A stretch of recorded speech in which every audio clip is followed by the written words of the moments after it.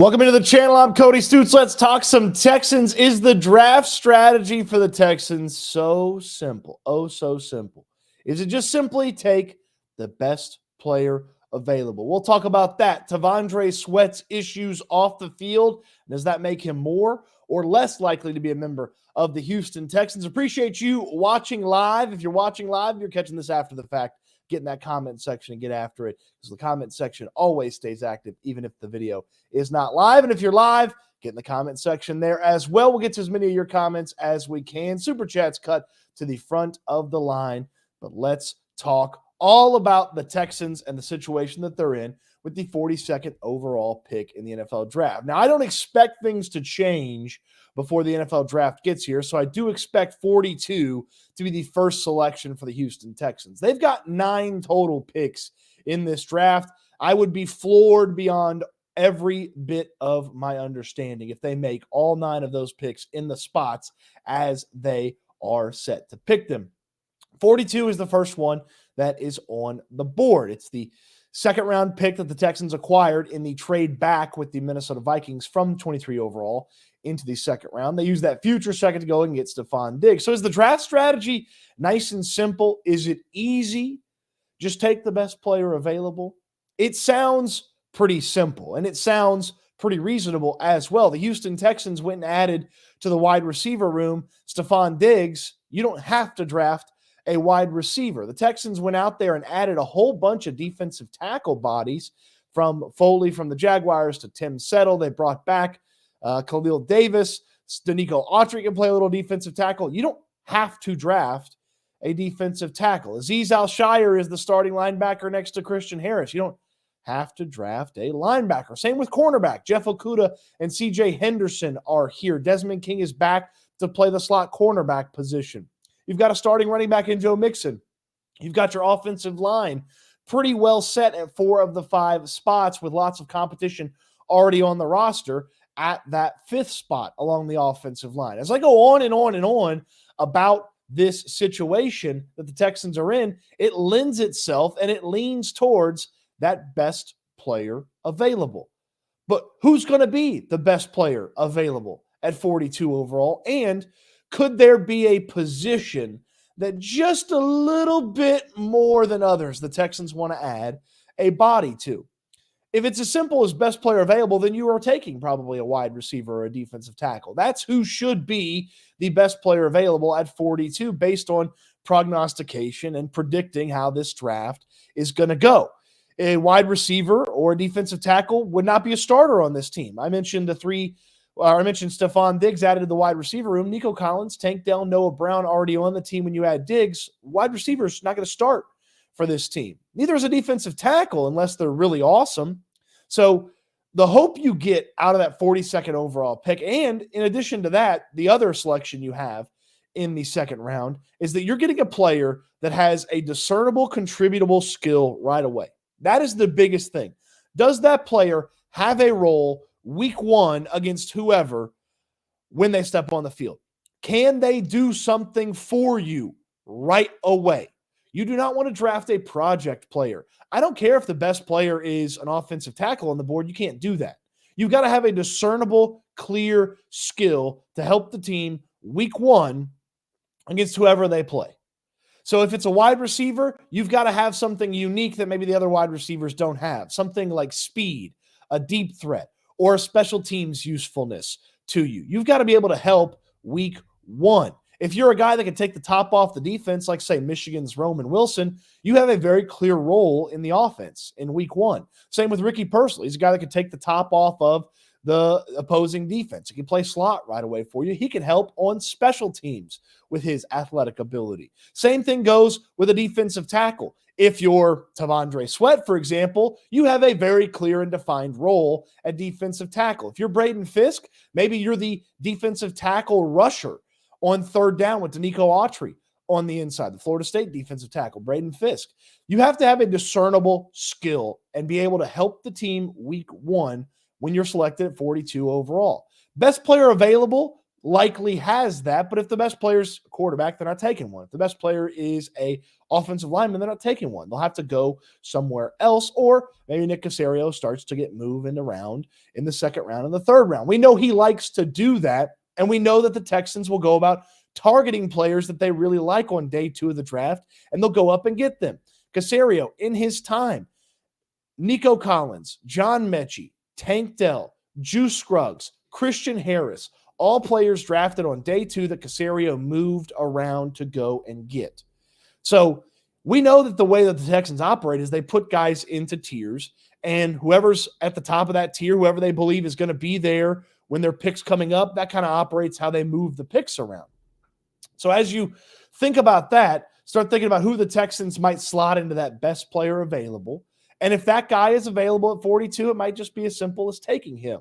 If that guy is seemingly not going to be available at 42, Nick Caserio's got 2 4th-round picks. He's got 2 6th-round picks. He can do a little bit of moving around and so on and so forth. But ultimately, what you have to hope for and have to get out of that 42nd overall pick is a player that day 1 of the NFL season in 2024 has a discernible skill that the Texans can use. You can't draft a player that is purely a backup player at 42nd overall. That's why when I think about people saying the Texans should draft Texas A&M linebacker Edgerrin Cooper, he's kind of a pure backup player.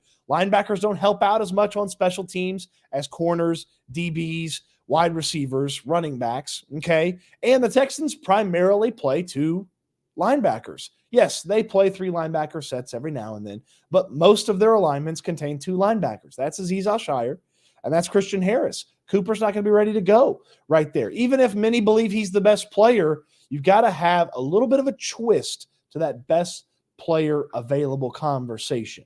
Yes, it's easy to think about best player available, just take that guy, but how useful they can be on day 1 may change just how best player they are when they're available to be selected at 42.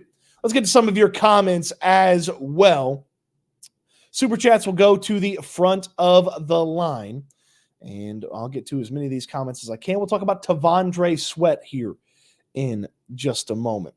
David asks, what's up, Stoots? How are you on this Monday? I'm fighting through a little bit of a cold, but I appreciate everybody jumping in and listening to me talk about the draft. ELC says, get Tavondre Sweat in the 3rd or the 4th now. Otherwise, sorry, bye-bye. And he appreciates the show. Jake Eubanks, Cooper. He likes Edgerrin Cooper, the linebacker from Texas A&M. Look, Cooper's a nice player. He maybe fits better with the second round pick than the first round pick. Rick weighs in. Simple. Braden Fisk, the defensive tackle from Florida State. Xavier Legette from South Carolina, or a cornerback. Then Sweat if he is still there. Look, you're going to have a lot of options, certainly. If you're the Texans at 42, you can go a bunch of different ways. They have not shoehorned themselves into any one particular position that they have got to take. ELC weighs in again. CB or best available wide receiver in the later round, maybe an offensive lineman. Brandon says, still think they're drafting Cooper or Michael Hall Jr. So Michael Hall Jr. is a defensive tackle from Ohio State and had a pretty nice Senior Bowl. The Texans were there at the Senior Bowl talking to a bunch of different players. Hall would be an interesting player to add to the equation. Scott Davis, Renardo Green from Florida State, I believe. So Florida State's defensive back. It's got a little versatility to him. Look, Cooper DeJean from Iowa, if a guy like him slips to 42, he can do a little bit of everything. Big nickel, safety, free safety, corner. A lot of things to do there. I don't know exactly where DeJean's going to go, but he's had some intriguing and fun offseason conversations associated with him coming back from a serious leg injury. A lot of conversation about safety. Brandon says Patrick Paul, the offensive lineman from Houston, as a backup to Titus Howard. Look, I trust Nick Caserio to find a George Fant-esque backup for this team. I mean, he found Fant a couple weeks before training camp started, or I think right after training camp had started, and Fant served as a nice backup for the team. But I wouldn't use a draft pick, certainly not a high draft pick on a tackle. And if you don't use a high draft pick on that tackle, I don't know if they're going to be the backup for this team as well. Scott brings in one of my favorite players. Scott says Tyler Nubin, the Minnesota safety. Nubin would be a fantastic player. He helps right away at safety. He provides depth. He can help you on special teams. He's a thumper. He can play that deep safety spot as well. I like what Nubin brings to the table. I'd be very happy with a selection of Nubin if they made that pick at 42 overall. 119 dozen 55 Sweet says Cooper isn't a green dot linebacker. They had the freshman doing that. Yeah, Cooper's an interesting player. Again, the conversation around Edgerrin Cooper, linebacker, Texas A&M, is how much can he get on the field right away for you? Can he help on special teams when they've already added some key special teams aces doing some of the things that he might do on special teams? And he's not starting over Harris or Azeez Al-Shire. So those are two players that are going to for sure play ahead of him. So can you get enough out of an investment in him at 42 overall? It's not like Harris or Azeez Al-Shire are going anywhere anytime soon. Jason says wide receiver at 42 to replace Diggs for 2025, unless they have high confidence in John Mechie. Hey, if you got high confidence in John Mechie, go ahead and still add a wide receiver, because then you'll have 4 dudes in 2024. You'd have Nico Collins if you extend him, Tank Dell, John Mechie, and the rookie that you draft at 42nd overall. It's never bad to have lots of options at wide receiver. Luke McCaffrey is a name that gets a lot of love here. He obviously played at Rice. He's Christian McCaffrey's brother. 42, the second round, probably a little early for him. McCaffrey has something in common with Nico Collins that is pretty interesting. He is one of the better contested catch receivers in all of college football from this past season. And Nico Collins was a great contested catch wide receiver a few years ago. So I found that pretty interesting. Sean G says, evening, Cody. I don't know about best available, as I believe they still have a need at corner, defensive tackle, and safety if you want to push it. Sure, it all comes down to, do you feel like the Texans have to do this or have to do that? If you don't feel like they have to do any certain thing, then it's pretty easy to go with best player available. If you feel like there's a need at one of these positions, I certainly want to understand that conversation. Arthur Wilson with a super chat. Arthur, I appreciate you. Mason Smith and Brandon Dorless are interesting. And Smith, I believe, is the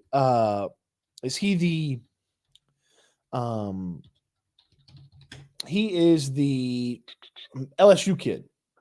He is the LSU kid that let me pull up my draft rankings here.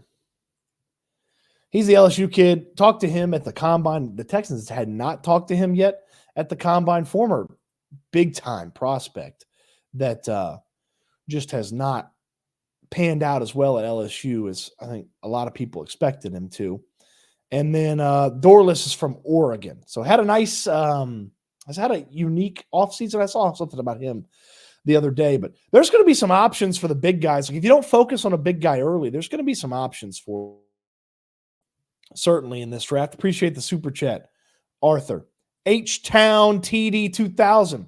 Why do so many mock drafts I see have the Texans picking offensive line with 42? Bigger needs like defensive tackle, safety, cornerback, or running back backup. Are they not doing their homework? Why would they suggest this as the biggest need? I don't know. To answer your question, I don't know. It's foolish to me to think about an offensive lineman at 42 overall, or really with any of the 5 first selections that the Texans are making. Certainly at tackle. You could maybe make an argument, in the second pick in the 4th round, if you want to go guard or center, I'd listen to that. But at tackle, investing highly in tackle when you've got Laramie Tunsil and Titus Howard, and that tackle probably wouldn't be ready to play right away if one of those two guys got hurt, it doesn't make a lot of sense. The Texans have 4 starters on the offensive line already. Laramie Tunsil's at left tackle, Titus Howard's at right tackle, Shaq Mason's at right guard, and then Juice Scruggs will start. So Juice Scruggs either going to start at center or Juice Scruggs is going to start at left guard. That's one spot on the offensive line that's up for grabs between Kendrick Green, Kenyon Green, and Jarrett Patterson. And if Patterson plays center as well as he did last year before his injury, and Scruggs plays left guard, then you got 5 of 5 taken care of. You've got to have an ability to affect the game day one. And 42 overall, offensive tackle, offensive guard, I don't see how those players affect the game day one. I don't see it. And so to answer your question, H-Town TD 2000, don't watch those mock drafts. Don't look at those. Throw those mock drafts away. If they're taking a tackle or a guard at 42 for the Texans in a mock draft, that's a bad mock draft for the Houston Texans. I appreciate the super chat. H-Town TD 2000. Thank you so much. Touch of Trent with the super chat. Thank you, Trent. Thank you for the super chat, man. I appreciate that. That's cool, man. I appreciate the super chat. You guys make covering this team so much fun and so easy to do. I'm the only Texans reporter, analyst, whatever, content creator that was at the Super Bowl and the 2024 NFL Scouting Combine. I'm deep into this draft. I love the draft. It's one of my favorite parts of the entire NFL calendar. So I'm very excited about this draft. Gunner says, what's up? Stoots, didn't realize you were going live. What have I missed? Oh, well, just a conversation about best available. We'll talk about Tavondre Sweat here in just a second. Cody Burnett weighs in. Been here in Newbin all day. Rather Simmons and find a DT corner or wide receiver in the second. I really like Justin Simmons. I'm surprised he's not on a team right now. Simmons is the former big-time safety from the Denver Broncos. They cut him because they had cap issues, not because he was bad. And he's a free agent. He's been a free agent for a while now, and I'm a little surprised that no team has picked up on him. So it's very interesting to me that Simmons is unsigned. He may just be waiting for somebody to overpay. He may be waiting for somebody to have an injury or something like that, or there may not just be a market, and he may not want to take any of the deals that are out there right now. Let's see here. Yeah, Smith's an LSU guy, but a bit of a project. Cody Burnett. I don't feel Nick and D'Amico have to do anything. Remember how we felt about wide receiver last offseason? They've seen things different than us. Yep, absolutely. Absolutely. Look, we're very close to the trust Nick Caserio and whatever he's going to do era. Like, we're very close to that being the case.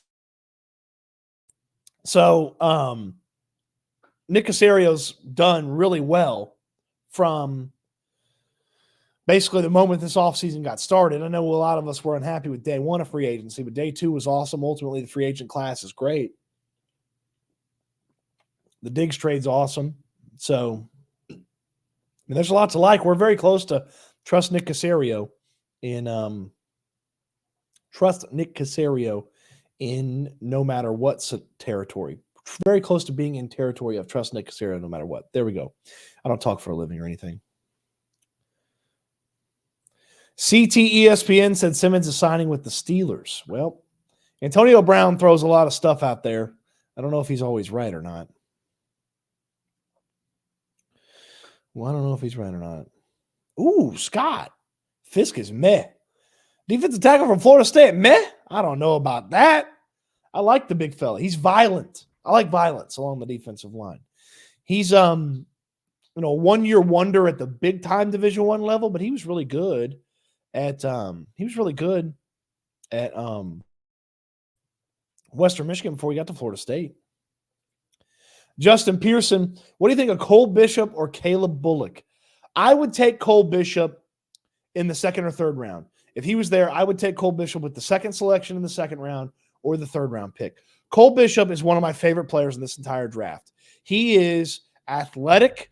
He can do everything at the safety spot, and he is really good on tight ends. And he's had time to work in college against Dalton Kincaid, the big-time tight end the Bills drafted.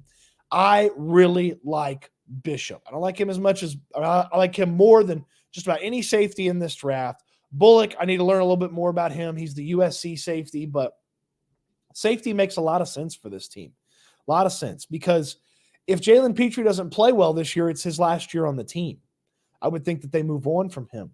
Jimmy Ward's going to finish his contract. I believe Eric Murray's only a 1-year deal. I need to double check that. If somebody has that off the top of their head, let me know.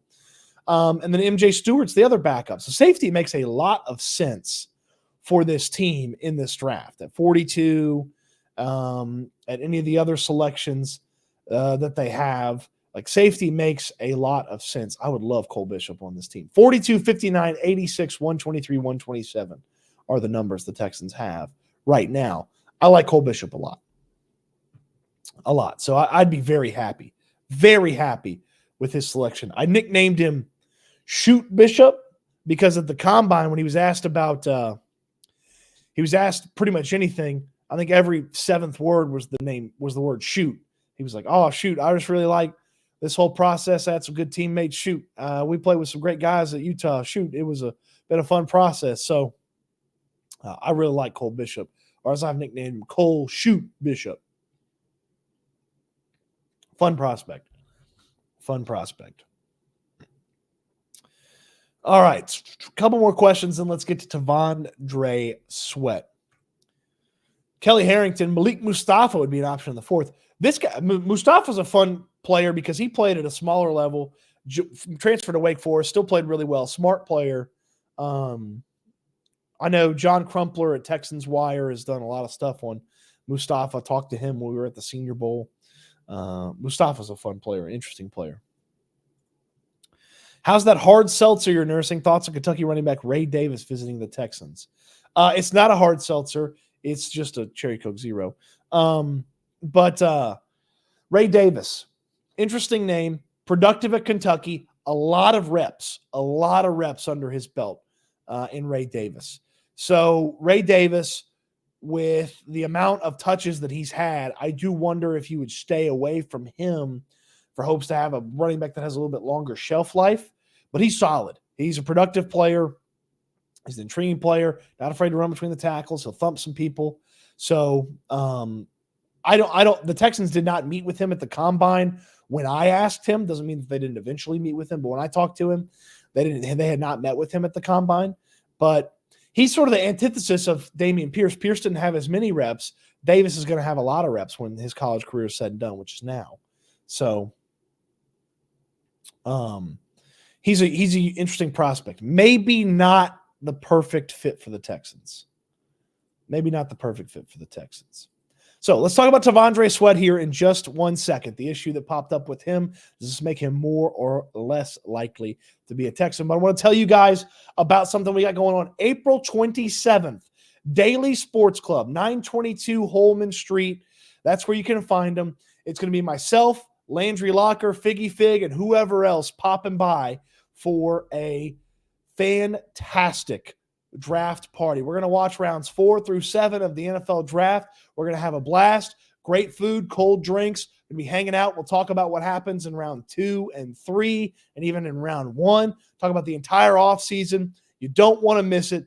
Daily Sports Club, April 27th. Get started as soon as the draft starts, finishes whenever. And the draft finishes, we'll be hanging out all day long at Daily Sports Club, 922 Holman Street. There's street parking around there. There's a big parking garage right next to it. If you're going to be drinking, maybe you take an Uber, okay? We wouldn't invite T'Vondre Sweat unless he was taking an Uber to the party, all right?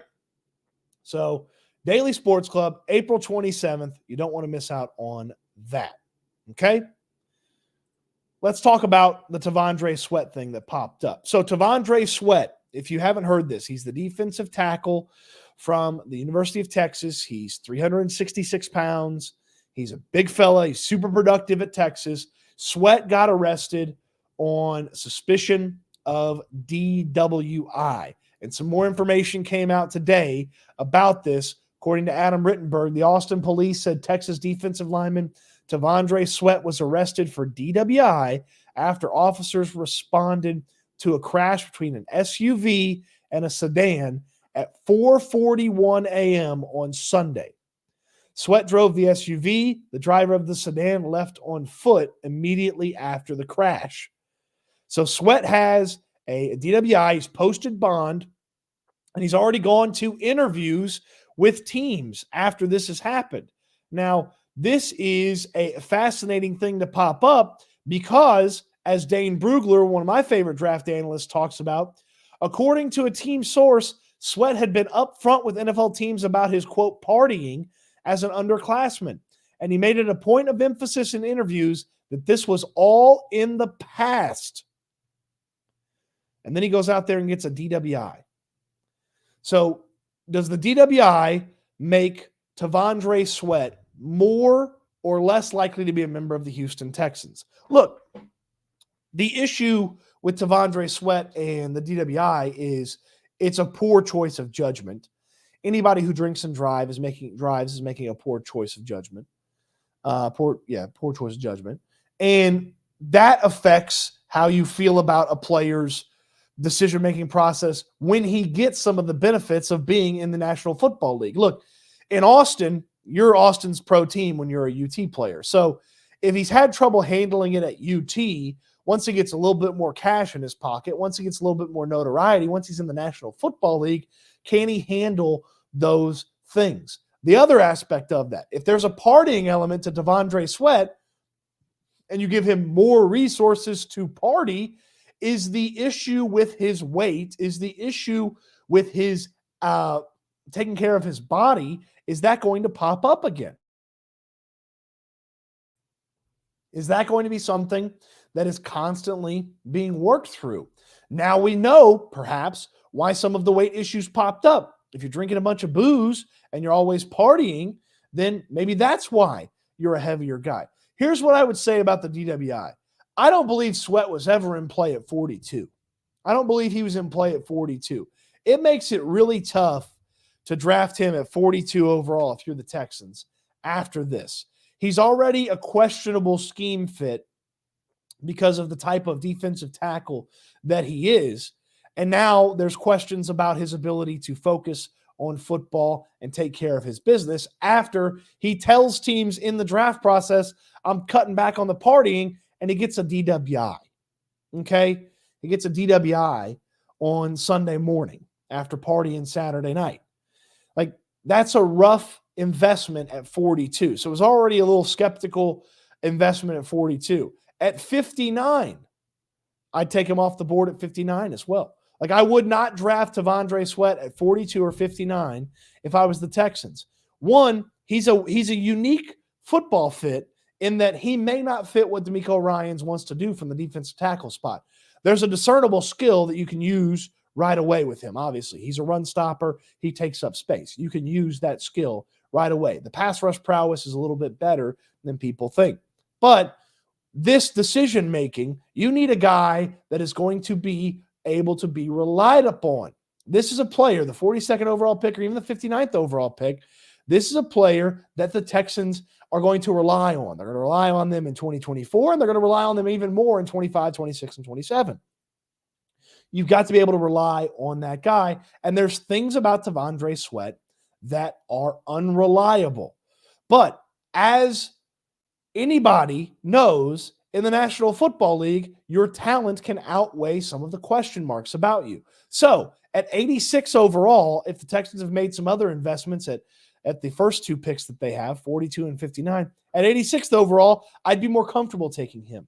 Because if he is the arrow, if he's the tip of the draft class, it's a weird draft class. It's maybe a questionable draft class. But if that DWI could drop him into the third round and the Texans could select him at 86th overall, I'd be more on board with it.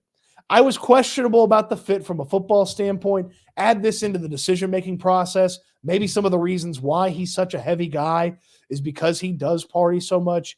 I'm a little bit less in on T'Vondre Sweat than a lot of people. So that's where I stand on the T'Vondre Sweat situation. Let's get to your comments as well. Absolution has the super chat. Appreciate the super chat. Absolution. Is there a realistic price you would pay to move up into the late teens to get Byron Murphy? Byron Murphy's the other defensive tackle from the University of Texas in this draft. I would not. I would not trade up into the teens to get Byron Murphy. I like him. He's a nice player. He's not a guy that's going to make that much of a difference that you need to go up and have to have him.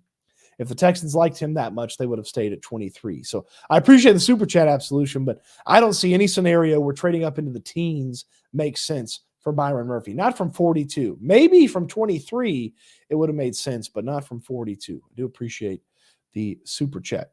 What say you guys about T'Vondre Sweat? More or less likely that he's a Texan? I tend to lean less likely, as does Charles Colston here. Rick says, Sweat is a beast. Swats passes down like JJ. DeMeco and Nick just need to require him to go to alcohol abuse, I think or Alcoholics Anonymous or something like that. I think it was Rick's getting at there. Brandon says, I don't trust T'Vondre Sweat anymore. And then he says, immediately after he got bailed out, he went and visited with the Titans. You know, the Titans, with him and Jeffrey Simmons, that'd be a formidable defensive tackle duo. Be a formidable defensive tackle duo. DUISI, Baltimore's going to draft him in the late second, early third, and he'll be a menace. I mean, look, Baltimore's, if they draft a guy, usually I think he's going to be pretty good. Pretty good. First DWI is a misdemeanor. These people act like it's murder. Look, it's, again, the actual DWI in itself is not that big of a thing in the assessment of T'Vondre Sweat as a whole as a draft prospect.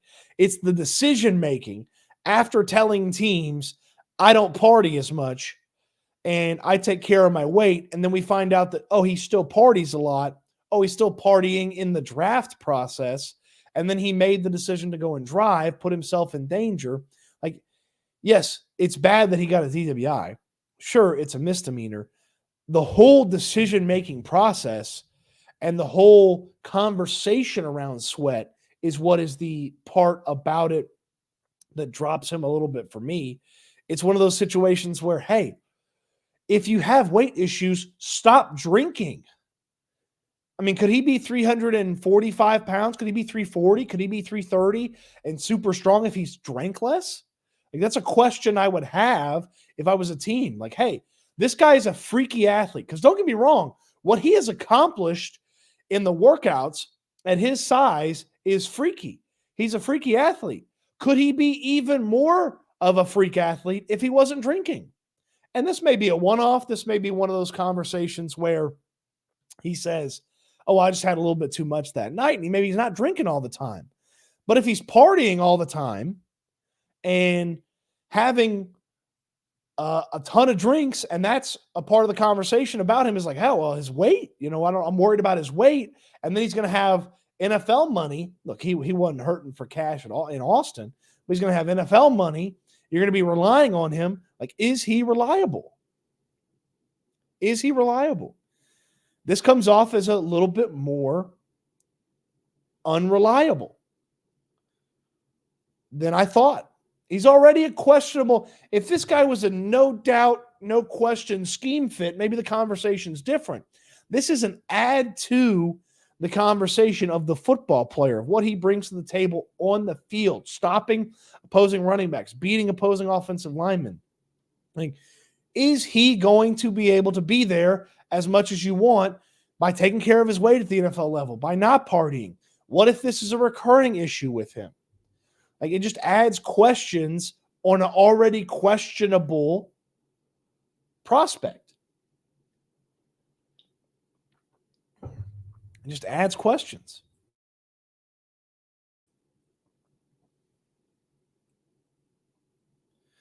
All right. JB says top team need is DT. Teams are going to run it down our throats to keep CJ and wide receivers off the field. Who's stopping Jonathan Taylor in the Ravens run game?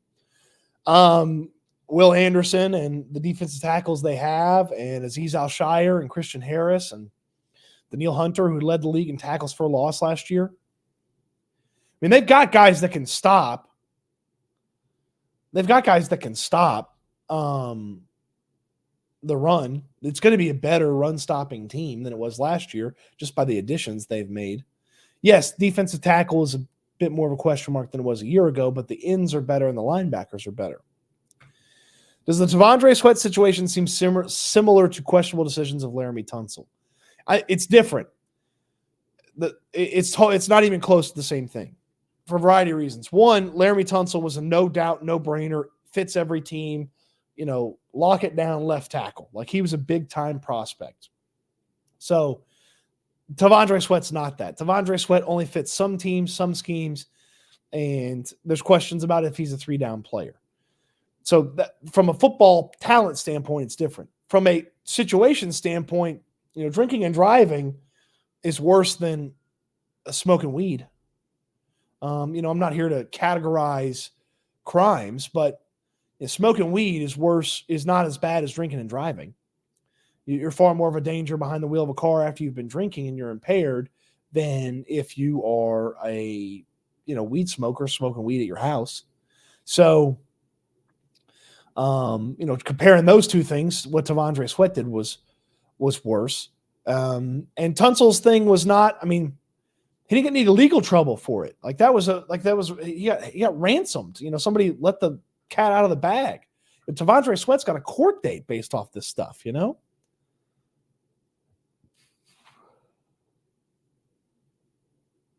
JB says he didn't care about the 3 downs.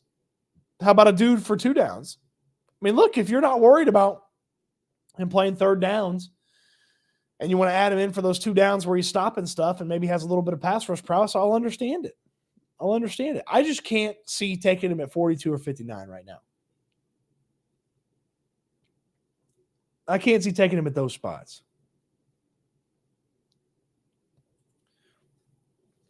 Kelly Harrington, how many drinks did he have to get over the legal limit? Does he tell teams it was only a few drinks, but he blew over the legal limit? These are all important questions. That would be my biggest thing is it happened. Explain to me what happened if I'm a team. I would want to know from him what happens what happened if I'm a team. Did you go out there and have a rager and get behind the wheel of the car? Or did you have a couple of IPAs that were a little bit higher in the percentage of alcohol? And I think the number, and I would assume we'll get the number, how much over the legal limit he was is an important conversation. If he was just over and he made a mistake, because the law, it's not, zero tolerance for people in the law. It's not like you can't ever have a beverage and get behind the wheel of a car. There's a limit. Was he just over the legal limit, or was he schnockered? And how much, again, that goes to the conversation about his body and his body composition and his keeping the weight off and stuff like that. So it's is this going to be an issue? Are you 360 pounds because you party all the time? Could you be 340 if you didn't party all the time and have less concerns about him? So that'd be my conversation about T'Vondre Sweat. All right, fire away any questions that you have. Any questions? We'll talk draft. We'll talk off season. Any questions that you might have about the Texans? I just put up an article on Houston football earlier today about what could be the perfect draft for the Texans, the positions that the team would select in each of the first 5 selections that would make it the perfect draft. Check that out if you're a subscriber over at Houston football. So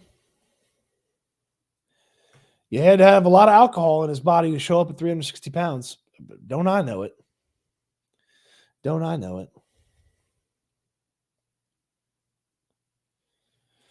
Cody, better player. Michael Hall Jr. from Ohio State. Braden Fisk from Florida State.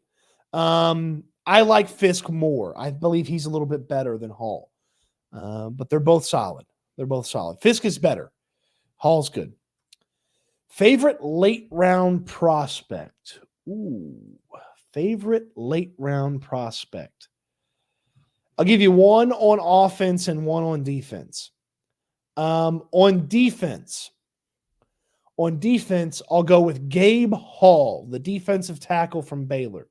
Probably a late 5th, 6th, or 7th round guy, but I'll go with Gabe Hall, the defensive lineman from Baylor, as my sleeper late round, turn into a solid player type thing. That's what I'll go with the defensive player. Late round guy for wide receiver. Man, it's tough because these wideouts are going to just keep flying off the board. So this is a player I like that I believe is going to be a late round player. I just don't believe he's a late round player for the Texans based on kind of what they are going to do.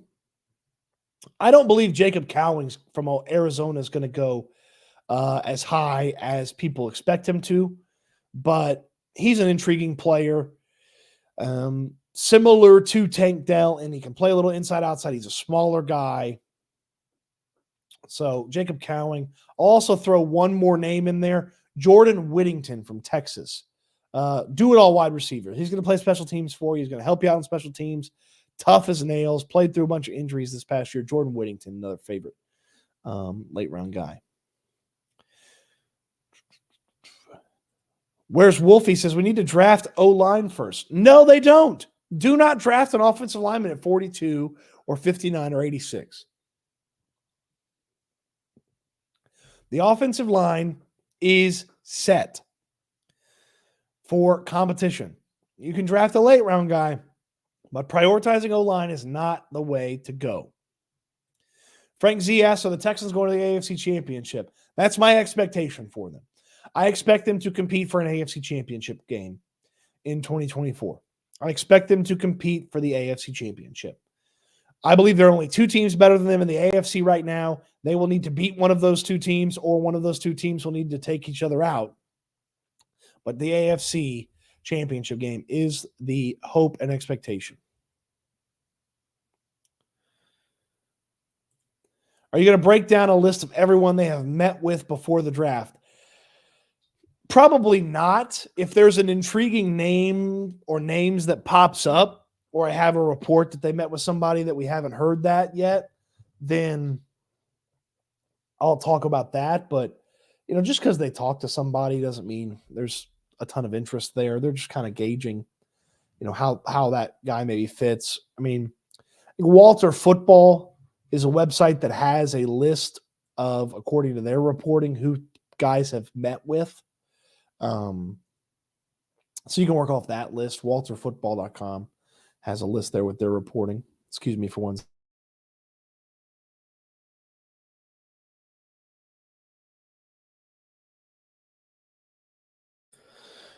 So yeah, that's the they'll have a pretty good list. They missed some people too because, I've tweeted about some of the names they've met with, and then they haven't put them on there.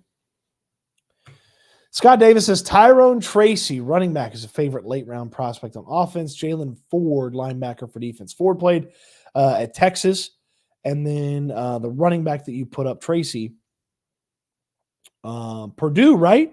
Is that what it is? He's sort of he's a fantasy football darling. A lot of people like him. Yeah, Purdue running back. 5'11", 209, ran a 4.48 40, about a 4th to 6th round projection according to Walter Football. Yeah, running backs from like 4th to the 7th round and undrafted will be a fascinating watch. This is a weird running back year. There's some good players. There's no great players at running back, and I do wonder if there's going to be a run, like a player comes off the board, boom, boom, boom, boom, boom. You see a few of them, or I wonder if the league is just going to wait and wait and wait and wait and wait on running back, and then we'll just finally see, oh, well, here we go. Like there's a run on running backs in the say the 4th round. Late 2nd is where I'd start looking for those running backs start coming off the board. Yes, Tracy Purdue used to be a wide receiver. Okay, so I need to look in a little bit more to this guy. Here's another thing. If you're watching this, I kind of look at prospects as I find them interesting. If there are certain guys that you feel like I need to keep an eye on, like I'm going to put Tracy on a list now, or learn a little bit more about, put them in the comment section or tweet them to me, and I'll do my best to make sure I'm well read on that player should they pop up. Scott, I appreciate the super chat. Thank you so much. Like, if Scott hadn't said that, I knew Tracy played at Purdue. I didn't know he used to be a wide receiver. Like, that's a really interesting piece of information when it comes to him. But, there's 500 prospects. I'm not going to be well read on all of them, but the guys that you want me to be well read on, I will do my best to be well read on those players. What do you think about Tyree Smith at safety? Safeties are going to be a interesting position to watch, because I believe there's probably going to be a handful of guys. I believe there's probably going to be a handful of guys that go after the top safeties that end up being better. So, your top safeties in most people's eyes are Cooper DeJean, if he is a safety, Tyler Nubin, Javon Bullard, Cameron Kitchens, and Cole Bishop, I believe there's probably 3-4 guys that could go after those guys that end up being really intriguing players at the safety spot. Like, I don't want to say it's easy, but it feels easier to make success happen later at safety than other positions. Do you really think drafting a wide receiver makes sense after trading for Diggs, Cody? Yes, I do. I do. You have 3 of your top 4 wide receivers set to be free agents at the end of the year. Then, you got to have a plan in case 2 of those guys don't come back or all 3 of them don't come back. Little Trevino says Whittington is nice. I like Whittington a lot. A lot. JB says biggest draft crush the Texans have a shot at. I mean, they've got a lot of draft crush, a lot of my draft crushes that they have a shot at. Let's see. Let's go by position. Wide receiver draft crushes that they have a realistic shot at. Ladd McConkey from Georgia, Roman Wilson from Michigan, Ricky Purcell from Florida, and Xavier Legette from South Carolina. Those are my draft crushes at wide receiver they have a realistic shot at. Cade Stover and Bidden Sinnott at tight end. Stover played at Ohio State. Sinnott played at Kansas State. They got a shot at both of those guys. I have a slight draft crush on Cooper Beebe, who's an interior offensive lineman. They'll have a shot at him. I don't want them to draft him early, but if he's there in the 4th round, I'd take a swing. Braden Fisk is the defensive tackle from Florida State. They've got a chance at him. Darius Robinson has not been getting as much love here as the draft gets closer, the Missouri defensive end / defensive tackle. So he's a draft crush they might have a chance at for a defensive end standpoint. Linebacker Cedric Gray from North Carolina, they have a shot at him. And then cornerback Mike Sanderstrill, who played slot corner for the Wolverines this past year. They'll have a shot at him as well. So a lot of my draft crushes are very much within the range when the Texans draft. JB, I appreciate the super chat, man. Thank you so much. Thank you so much. Let's see here. I want McCaffrey in the 4th or the 5th round. Yeah, I mean, so be a worthwhile investment. Worthwhile investment. Oh, Tyke Smith. Georgia, right? Yeah, Tyke Smith. Definitely one of the guys that, gets drafted after other guys, ends up being better than some guys. Senior Bowl. A lot of Georgia players at the Senior Bowl. A lot of Georgia players at the Senior Bowl.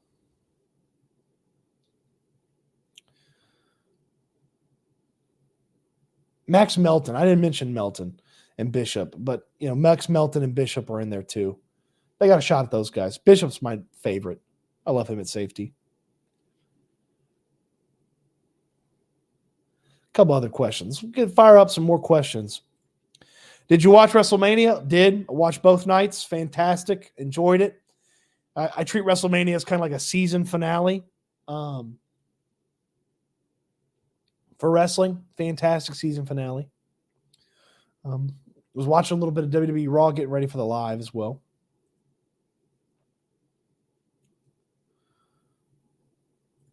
How much of the Diggs pickup do you think was CJ's doing? I mean, he may put people on people's radars. I mean, but CJ Stroud doesn't decide who's on the team. That's up to Nick Caserio and D'Amico Ryans. Maybe there's a conversation with him about, can you lead this guy? Can you lead him? Yeah, but he doesn't decide who's on there. Any thoughts on Junior Colson from Michigan? I see him getting mocked to the Texans. Yeah, I mean, I trust Michigan players a lot just because I feel like Harbaugh has them ready. They play pro-style version of offense and defense there, and Colson's a nice player. Bigger guy. I like other linebackers better than him. Solid player, but I like other linebackers better than him. Derek, appreciate you weighing in with the super chat, Derek. Who is the third tackle right now? Please let it not be Charlie Heck. I've got some bad news for you, Derek. The third tackle for this team right now, if they had to turn to a third tackle, would be either Charlie Heck or David Sharp. Now, obviously, Heck was terrible when he got in there and played last year. Sharp is a guy that has played very little offensive line the past couple of seasons as well. They need a swing tackle. That to me feels like a post-free agent or a post-draft investment via free agency. Post-draft investment via free agency in a swing tackle. George Fant, of course, they got lucky with him. Fant, right before the season really got ramped up and training camp got going, they added George Fant for next to nothing. I trust if Caserio believes Sharp and Heck can't hold that down, that he will do something similar. But post-free agency, post-draft free agency investment in the swing tackle is what I believe will happen. Derek, thank you so much for the super chat. I greatly appreciate that. Any good gadget guys that should be available in the third or fourth round? I don't know that you're drafting a gadget guy, but finding a way to put a guy on the field, get him on the field. Like, how does he have a discernible skill? So you think about a guy like Garindo from Louisville, the running back. Like, can you put him on the field? Well, he's a super fast guy. So, like, can you run some plays to get his speed on the field? Yes. Like, there's going to be plenty of guys, you know. I don't know that you emphasize a gadget guy. Gadget guys to me are guys like 6th, 7th round picks. 6, 7 round picks.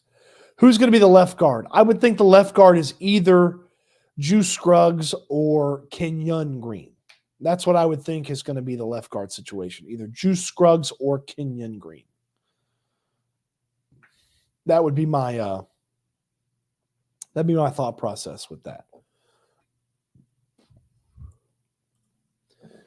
Swing tackle feels like something they draft to, someone who can play left guard in a pinch. Man, I don't want to draft a swing tackle because I don't know that a tackle who gets drafted, say, 4th, 5th round is ready to step in as the swing tackle.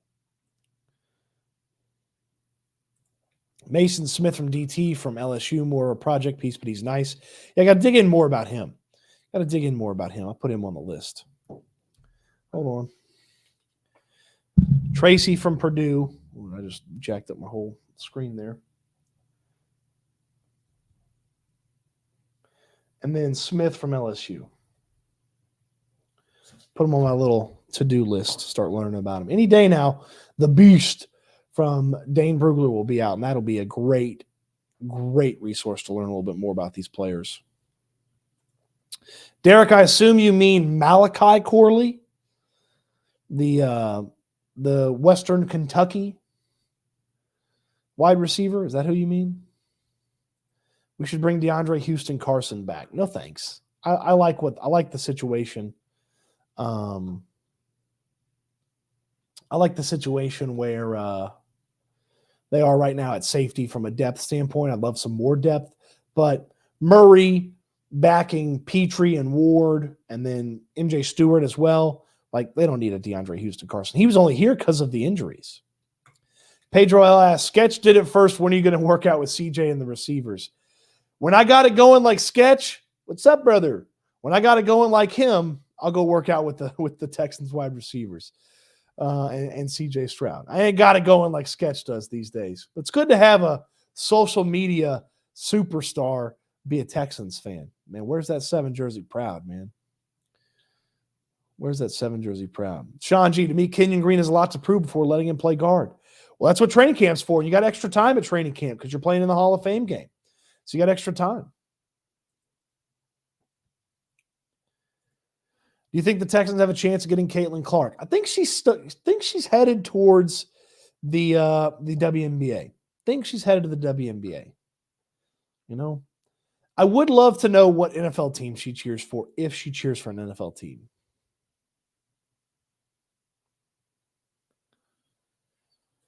Should we cut Robert Woods? I mean, eventually, but you don't have to now. You don't have to. When you have to cut Robert Woods, that's when you should cut Robert Woods. You don't have to cut Robert Woods. Now, do you need Woods' money to make something for Nico Collins work on an extension? Sure, go for it. You don't have to cut Robert Woods right now.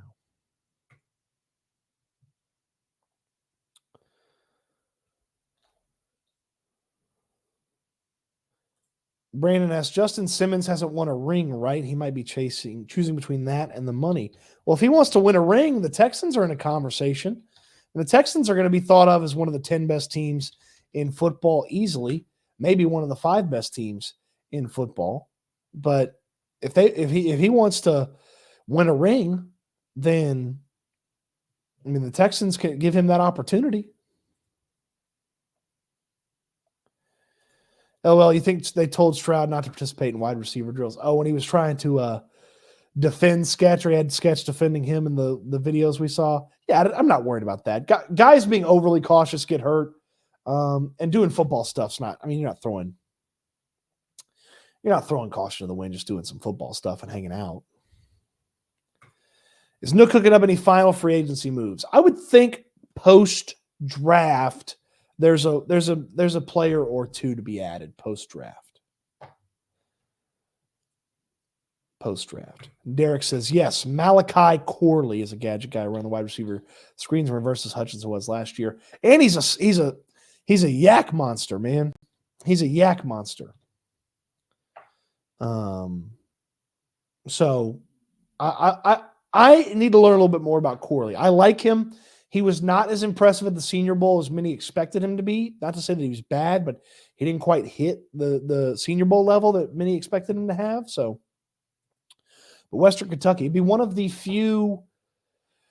Let's see. Has Nick Caserio ever drafted a non-Power 5 guy? Hold on. That might be the trivia question here. Has Nick Caserio ever drafted a non-Power 5 guy? So in last year he didn't.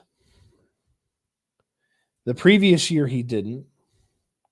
And so Caserio's never drafted a non-Power 5 player.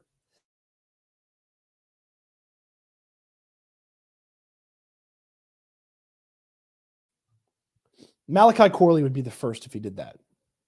Obviously, if he picked him at 42. Outside of Simmons, who should we get in free agency with $23 million in cap space left? I mean, that swing tackle would be nice. I'd take Quandre Diggs if Simmons didn't want to go here. I mean, I know you said outside of Simmons, so I think you mean outside of safety. I'm good on corner. If they add a corner, I want it to be a young guy, so I don't know, a free agent. Maybe an edge guy, like somebody who's been disappointing at every stop and kind of takes care of business. Let's see here. Give me Tyler Nubin. Ward contract up after this year. We need a game changer alongside Petrie at 59, and we don't move up. I'll take Sweat there. Nubin and Sweat would be a nice little 1-2 punch there in the second round. Help shore up that defense. Is Oregon State Power 5? They were. Going forward, they're not going to be, but they were. Pac-12. Did he draft Titus Howard? He did not draft Titus Howard. That was a Bill O'Brien and Brian Gain move. Thank you. I did have a couple of sneezes there. Skeeter 2 times. Good to see you. Thank you. Are we done with Dameon Pierce? Was last year just a sophomore slump? Last year was Dameon Pierce couldn't figure out how to run the offense the way the Texans needed him to run the offense. And Devin Singletary figured it out, so Dameon Pierce couldn't get on the field. So that is where Dameon Pierce is. I am not done with Dameon Pierce. Like, I feel like if Pierce figures it out and comes into camp and plays really well, awesome.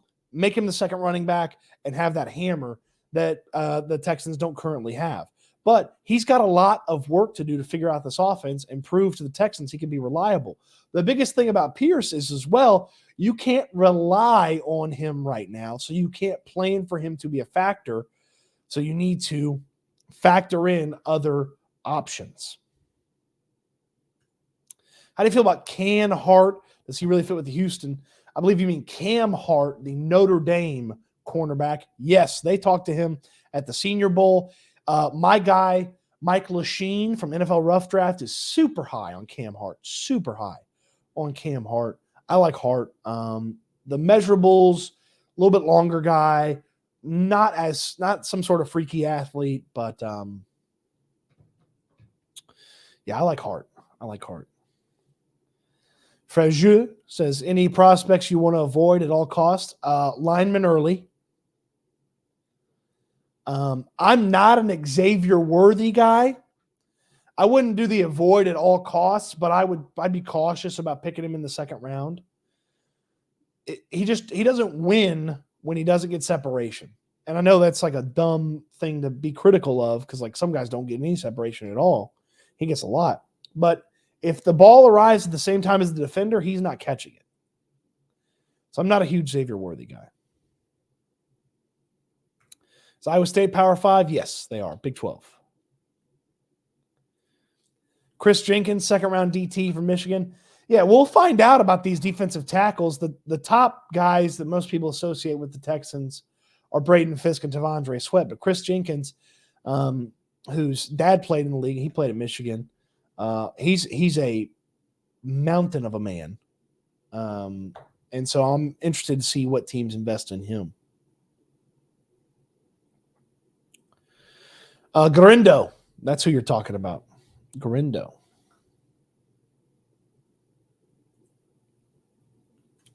Sean G, in fairness, based on the Pierce logic, you can't depend on Petrie, Green, and Mechie. Absolutely. That's why Kendrick Green and Jarrett Patterson are going to fight Kenyon Green. That's why I still would like the Texans to draft a wide receiver, and that's why I would like safety depth. Because you cannot count on those players being good football players. If they end up as good football players, then absolutely, it's a big bonus. But you can't assume or count on them ending up as good football players. Derek asked, chances linebacker Edgerrin Cooper selected by the Texans in the second. I would say low, and here's why. The Texans play a lot of two linebacker setups. They have their top two linebackers in Harris and Azeez Al-Shire, and they've got a worthwhile backup in Henry To'oTo'o. Could they add a veteran to add a little bit more depth to that room? Certainly. I'd feel good about that. I just don't know that you could justify Cooper over some of the other guys that are going to be available there at 42. H-Town TD 2000. Hey, like the stream. Throw me a thumbs up on the video. Would appreciate that. All right. Derek, we're going to finish with your question. We'll get a couple more in here. Juan Munoz, does Kenyon get the benefit of the doubt? No, if he doesn't play well in training camp, cut his ass. Like, if he doesn't come in there and beat out the other guys, then move on from him. He's done nothing to earn the benefit of the doubt. It's how you play as a football player once you get in the building. He hasn't been a good football player since he got in the building. Absolution says, if Cooper DeJean, the cornerback / safety from Iowa, falls to the second round, is he a go-get? I wouldn't prioritize it. I wouldn't move a lot, but I'd move a few spots to go get him. If you could dump a 6th-round pick onto somebody to move up 3-4 spots and go get him, I would. He's a do-it-all dude. Do you think D'Amico can turn around Henderson and Okuda's careers, make him the plays they were drafted at? I don't know if they'll ever get to the level they were drafted at. Both top 10 selections. Okuda went 3rd overall. I don't know if they're ever going to get to that level. But can they be productive, worthwhile players? Absolutely. I believe that's why the Texans have them in here, is because they feel like their coaching staff can coach them up. Couple more. Darren Davis. If we target a running back early, might as well take Benson. That's Trey Benson from Florida State at 59. Learning from Mixon would be a monumental. Think about this. Stroud hasn't had a run game dating back to his last 2 years at Ohio State. Yeah, making sure the rushing attack is awesome is a big one. I like Trey Benson a lot. He would be a really fun addition. Maybe doesn't make sense at 42. 59 would be interesting. 86, he's a swing for sure at 86. All right, we'll finish with Derek. Over under on number of trades up or down by Nick in the draft. I'll set the number at 2.5, and I'll go over. I believe he'll move up from 86, and I believe he'll move down from one of the 4th-round picks. And then I would think he jettisoned some of those 7th-round picks. So I'll say 2.5. The juice will be on the over, and I'll say that's where the Texans do a lot of moving and shaking come draft day. Okay, housekeeping.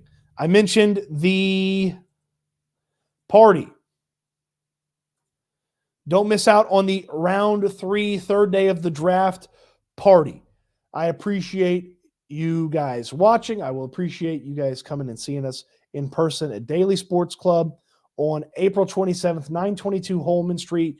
Great food, cold drinks, and plenty of Texans talk. We'll talk about what happened in round 2 and 3, get you ready for round 4, 5, 6, and 7. Lots of fun stuff. Don't miss out on the draft watch party. We'll be live on YouTube for rounds 1, 2, and 3 of the drafts. We'll be live, so be ready to watch the draft here on YouTube with myself and Landry Locker. You don't want to miss out on that. Got some more fun stuff planned in the pipeline. Got some mock drafts coming your way. All sorts of great stuff. Subscribe to the channel so you don't miss anything. Check out Houston Football, where I'll do all my writing about the Houston Texans. And appreciate everybody sticking with my voice abandoning me today. So thank you, everybody, for the likes, the thumbs up, the comments. The super chats are fantastic. I greatly appreciate you guys. We've got some fun stuff coming here on the channel, so you don't want to miss out on any of it. So subscribe so you don't miss out. And tell your friends. Tell your friends as well. I finish the live streams the same way each and every time. It's my hope for you. It's my charge to you as well. I want you to eat good, sleep good, be good, and I can't wait till we talk Texans again soon.